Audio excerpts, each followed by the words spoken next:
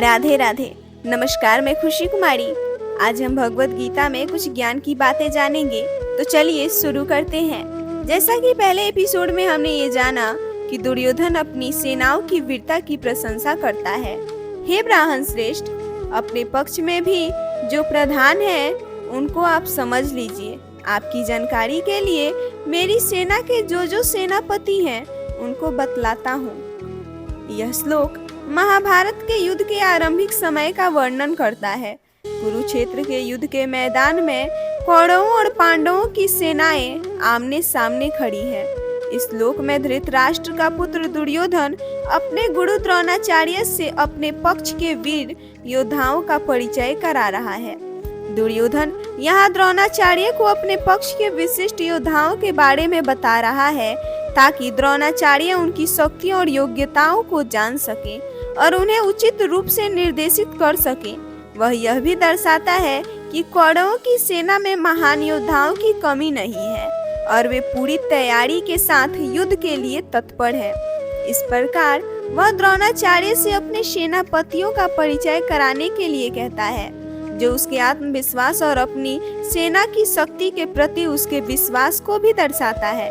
यह श्लोक यह इंगित करता है कि दुर्योधन अपनी सेना की शक्तियों और कमजोरियों को जानने और उन्हें सुव्यवस्थित करने में तत्पर था, जिससे यह सुनिश्चित हो सके कि युद्ध में उसे विजय प्राप्त हो सके।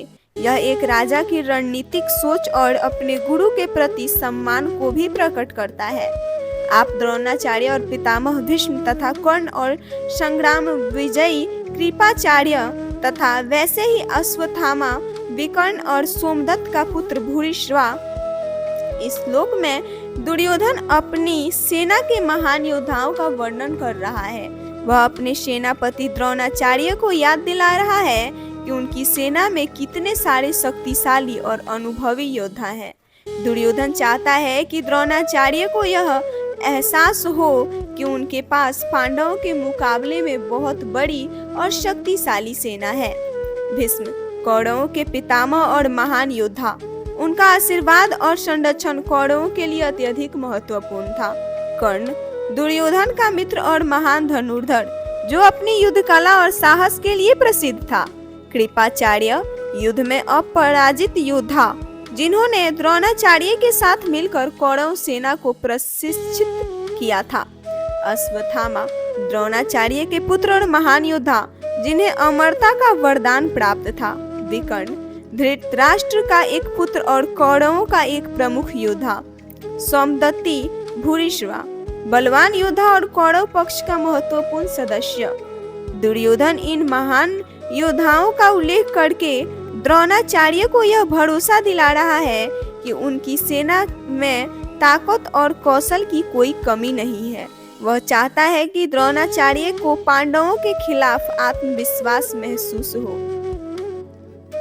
और भी मेरे लिए जीवन की आशा त्याग देने वाले बहुत से शूरवीर अनेक प्रकार के शास्त्रों से सुसज्जित और सबके सब युद्ध में चतुर है। धृतराष्ट्र के पुत्र दुर्योधन अपनी सेना का वर्णन करते हुए कहता है कि उसकी ओर से भी बहुत से शूरवीर योद्धा युद्ध में भाग ले रहे हैं। ये सभी योद्धा विभिन्न प्रकार के अस्त्र शस्त्रों से सुसज्जित हैं और युद्ध के सभी कौशल में निपुण हैं। यहाँ कुछ महत्वपूर्ण बिंदु है। दुर्योधन अपनी सेना की तारीफ करता है और उसके योद्धाओं को शूरवीर बताता है। यह उसका अहंकार और आत्मविश्वास दर्शाता है, जो अपने प्राणों की परवाह नहीं करते। यह योद्धाओं के त्याग और समर्पण भाव को दर्शाता है। बताता है कि सैनिक विविध प्रकार के हथियारों से लेस है। इससे पता चलता है कि कौरव सेना अच्छी तरह से तैयार और सुसज्जित है। युद्ध विशारदा शब्द से स्पष्ट है कि ये योद्धा युद्ध कला में कुशल और अनुभवी है। यह श्लोक कौरव पक्ष की सैन्य क्षमता और मनोबल को उजागर करता है। दुर्योधन को अपनी सेना पर पूरा भरोसा है, लेकिन साथ ही यह उसके अहंकार और अति आत्मविश्वास को भी दर्शाता है, जो आगे उसके पतन का कारण बनेगा। भीष्म पितामह द्वारा रक्षित हमारी वह सेना सब प्रकार से अजय है और भीम द्वारा रक्षित इन लोगों की यह सेना जीतने में सुगम है। इस श्लोक में दुर्योधन अपने मन की स्थिति व्यक्त कर रहा है। वह कौरवों और पांडवों की सेनाओं की तुलना कर रहा है। दुर्योधन कहता है कि भीष्म पितामह द्वारा संरक्षित उनकी कौरवों की सेना अपर्याप्त या अपूर्ण प्रतीत होती है। वहीं दूसरी ओर भीम द्वारा संरक्षित पांडवों की सेना पूर्णतः सक्षम और पर्याप्त लगती है। यह श्लोक कई महत्वपूर्ण बिंदुओं को उजागर करता है। दुर्योधन का मनोविज्ञान।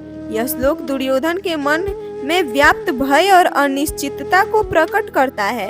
वह अपनी सेना को कमजोर मान रहा है, जो उसके आत्मविश्वास की कमी को दर्शाता है। नेतृत्व का महत्व। दुर्योधन भीष्म और भीम के नेतृत्व की तुलना कर रहा है। यह दर्शाता है कि युद्ध में नेतृत्व की भूमिका कितनी महत्वपूर्ण होती है। आत्मविश्वास का प्रभाव। दुर्योधन का यह कथन दर्शाता है कि युद्ध में केवल सैन्य शक्ति ही नहीं बल्कि आत्मविश्वास और मनोबल भी महत्वपूर्ण होते हैं। युद्ध की जटिलता। इस श्लोक से यह भी स्पष्ट होता है कि युद्ध केवल सैनिकों की संख्या पर नहीं बल्कि रणनीति, नेतृत्व और मनोबल पर भी निर्भर करता है। निष्कर्ष। यह श्लोक महाभारत के युद्ध की शुरुआत में दुर्योधन की मानसिक स्थिति का एक महत्वपूर्ण चित्रण है। यह दर्शाता है कि कैसे एक नेता का दृष्टिकोण पूरे युद्ध को प्रभावित कर सकता है। साथ ही यह श्लोक युद्ध की मनोवैज्ञानिक पहलुओं पर भी प्रकाश डालता है, जो कि शारीरिक युद्ध के साथ साथ चलते हैं। इस एपिसोड में बस इतना ही। इससे आगे हम अगले एपिसोड में जानेंगे। तब तक आप लोग मेरे चैनल को लाइक, सब्सक्राइब और कमेंट में राधे राधे अवश्य लिखें।